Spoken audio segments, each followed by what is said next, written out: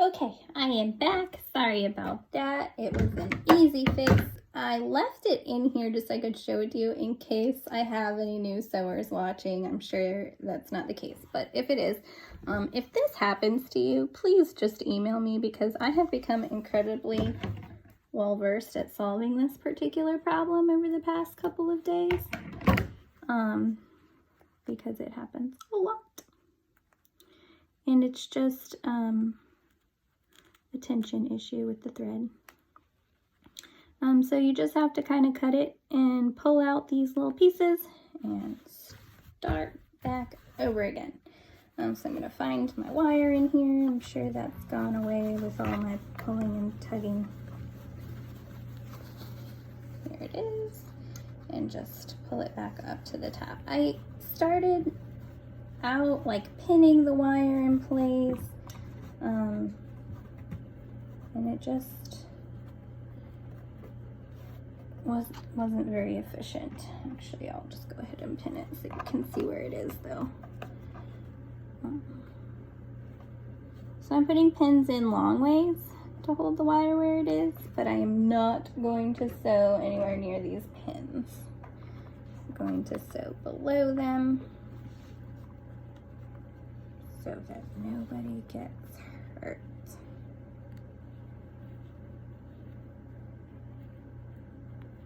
Alright, so I put these two pins in and my wire is sitting above them and I'm going to sew right below them. Here I go again. Wish me luck.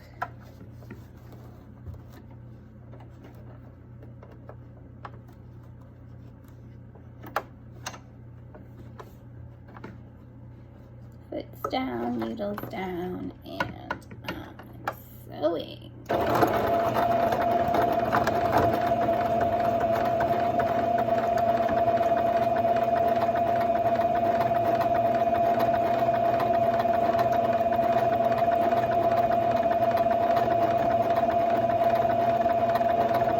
Okay, and so just like when I did the original seam, stopping about 1/4 inch from the end, leaving the needle down, lifting the foot, and turning the mask 90 degrees.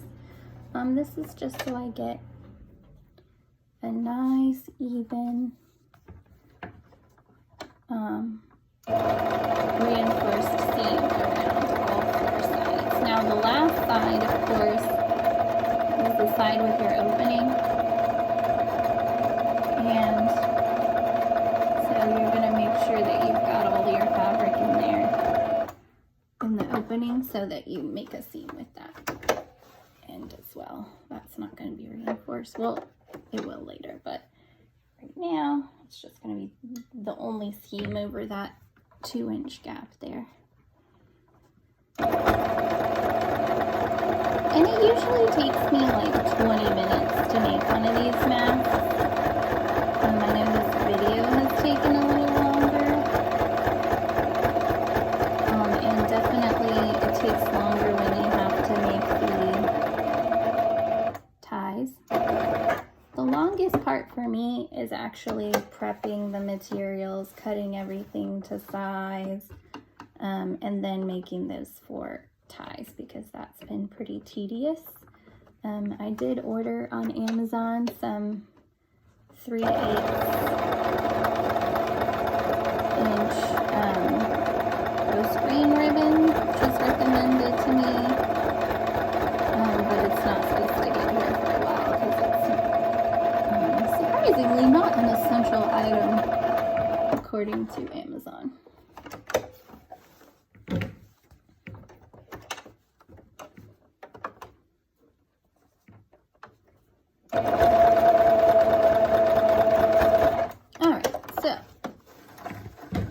We've got our mask shell, we've got our ties in, we've got our seam reinforced, we've got a beautiful wire nose piece, and now we're gonna put the pleats in this to make it ventable. So this is much easier than it sounds. I was very nervous to do pleats. So this is what we look like so far. So we're just gonna make 2 little folds. And my biggest tip is to make them where they're not overlapping with a tie, because it's just a lot of bulk on your sewing machine. So I'm gonna fold like this, and then right below it, I'll fold like this again. And you don't really want them overlapping each other either, because again, that's a lot of bulk for your machine. So this is what my pleats look like on the side. See, here's a tie, here's 1 fold, here's 2 folds, here's the other tie. And so if you do it like that, I'll hold it up and show you. You've got about 1 inch at the top and about 1 inch at the bottom. And you've got these ties in the middle. So then all you want to do is go over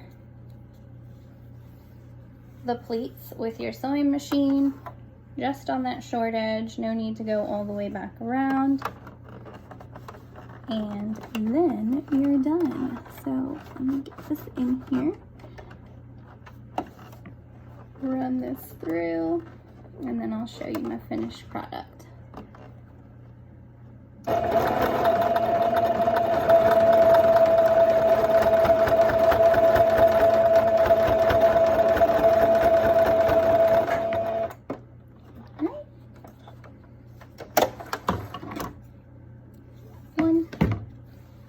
Put it in the same place on the other side.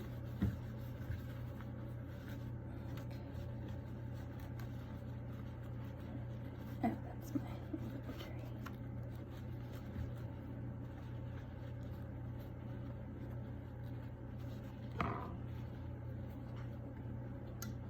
Okay. Here we go.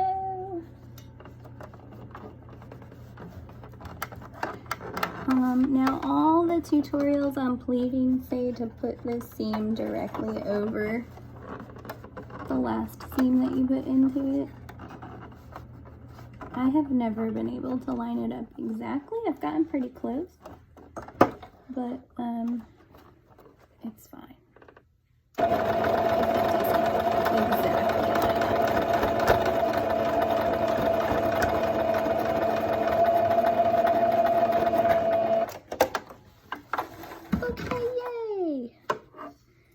So here's my finished product. I'll go through and I will trim off the little excess pieces of thread that are hanging off of this. But this is it. Got my nose piece here that I can adjust. I've got my ties. And that's how that works.